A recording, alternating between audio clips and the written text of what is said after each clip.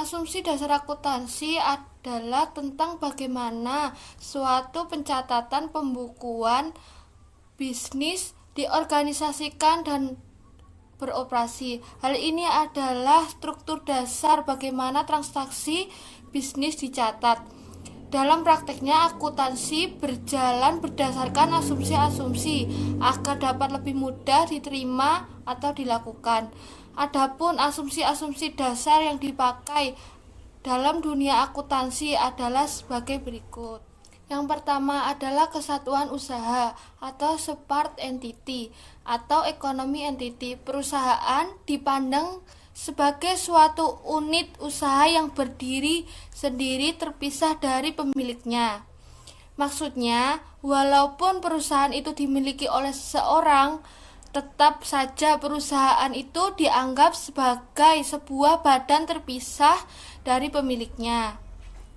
Seperti terpisah kekayaan dari kekayaan pemilik, terpisah utangnya dari utang pemilik. Yang kedua adalah kontinuitas usaha atau going concern atau continuity. Suatu perusahaan itu akan hidup terus, dalam arti diharapkan tidak akan terjadi likuidasi di masa yang akan datang. Penekanan dari konsep ini adalah terhadap anggapan bahwa akan tersedia cukup bagi suatu perusahaan untuk menyelesaikan usaha, kontrak-kontrak, dan perjanjian-perjanjian. Yang ketiga, penggunaan unit moneter dalam catatan. Semua transaksi-transaksi yang terjadi akan dinyatakan dalam catatan dalam bentuk moneter pada saat terjadinya transaksi itu. Unit moneter yang digunakan adalah mata uang dari negara di mana perusahaan itu berdiri. Contoh, Indonesia, unit moneternya rupiah, Australia, unit moneternya dolar, dan sebagainya. 4. Periode waktu. Adanya pembatasan waktu untuk dapat menilai dan melaporkan hasil usaha yang dijalankan. Hal ini disebabkan karena perusahaan dianggap akan terus maju di masa yang akan datang. Prinsip akuntansi. Prinsip akuntansi adalah suatu istilah yang digunakan untuk menggambarkan akuntansi secara keseluruhan, baik metode, prosedur, serta ketentuan yang mengandung teori maupun secara praktis. Berikut 10 prinsip dasar akuntansi yang sudah tertera dalam peraturan akuntansi yang harus diketahui. 1. Prinsip entitas ekonomi. Prinsip entitas ekonomi atau prinsip kesatuan entitas diartikan sebagai konsep kesatuan usaha. 2. Prinsip periode akuntansi. Prinsip periode akuntansi atau prinsip kurun waktu adalah penilaian dan pelaporan keuangan perusahaan yang dibatasi oleh periode waktu tertentu. 3. Prinsip biaya historis.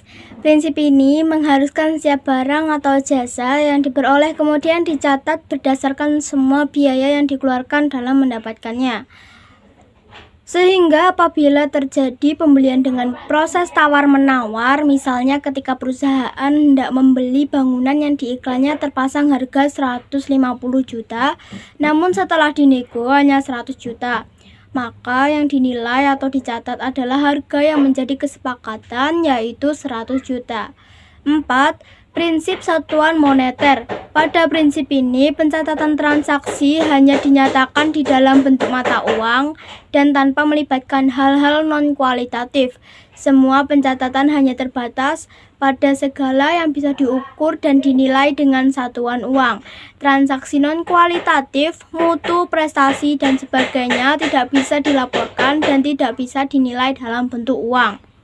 5. Prinsip kesinambungan usaha atau going concern. Prinsip ini menganggap bahwa sebuah entitas ekonomi atau bisnis akan berjalan secara terus-menerus atau berkesinambungan tanpa pembubaran atau penghentian kecuali terdapat peristiwa tertentu yang bisa menyanggahnya. 6. Prinsip pengungkapan penuh atau full disclosure principle. Laporan keuangan harus mempunyai prinsip pengungkapan penuh dalam menyajikan informasi-informasi yang informatif serta dimaklumkan sepenuhnya. Dan apabila terdapat informasi yang tidak dapat disajikan dalam laporan keuangan, maka diberi keterangan tambahan informasi yang dibutuhkan yang tidak terdapat di laporan keuangan. Informasi tambahan ini bisa berupa catatan kaki atau lampiran. 7. Prinsip pengakuan pendapatan atau Revenue Recognition Principle. Pendapatan timbul akibat kenaikan harta yang dihasilkan oleh kegiatan usaha seperti penjualan, penerimaan bagi hasil, dan yang lainnya. Pendapatan diakui ketika ada kepastian tentang jumlah atau nominal baik besar atau kecil yang bisa diukur secara tepat dengan harta yang diperoleh dari transaksi penjualan barang maupun jasa. 8. Prinsip materialitas. Prinsip akuntansi mempunyai tujuan untuk menyeragamkan seluruh aturan. Namun kenyataannya tidak semua penerapan akuntansi itu mentaati teori yang ada. Maka tak jarang terjadi pengungkapan informasi yang sifatnya material atau imaterial. Semuanya diterapkan sesuai dengan ranah akuntansi yang orientasinya kepada pengguna laporan keuangan. 9. Prinsip konsistensi atau consistency principle. Prinsip konsistensi diartikan sebagai prinsip akuntansi yang digunakan dalam pelaporan keuangan tetap digunakan secara konsisten atau tidak berubah-ubah metode dan prosedur. Tujuannya agar laporan keuangan yang dihasilkan dapat dibandingkan dengan laporan keuangan pada periode-periode sebelumnya, sehingga bisa memberikan manfaat lebih bagi penggunanya. Sebenarnya, tidak ada pelarangan bagi perusahaan jika ingin mengganti prinsip akuntansinya. Namun perusahaan harus dapat menjelaskan alasan pergantiannya, dan apakah alasan tersebut dapat diterima atau tidak. 10. Prinsip mempertemukan atau matching principle. Maksud dari prinsip mempertemukan atau matching dalam akuntansi adalah biaya yang dipertemukan atau dimatchingkan dengan pendapatan yang diterima dan dengan tujuan menentukan besar atau kecilnya laba bersih setiap periode. Contohnya pada transaksi pendapatan diterima di muka. Prinsip ini sangat tergantung pada penentuan pendapatan. Jika pengakuan pendapatan ditunda, maka pembebanan pada biaya juga tidak bisa dilakukan. Sekian presentasi dari kelompok B.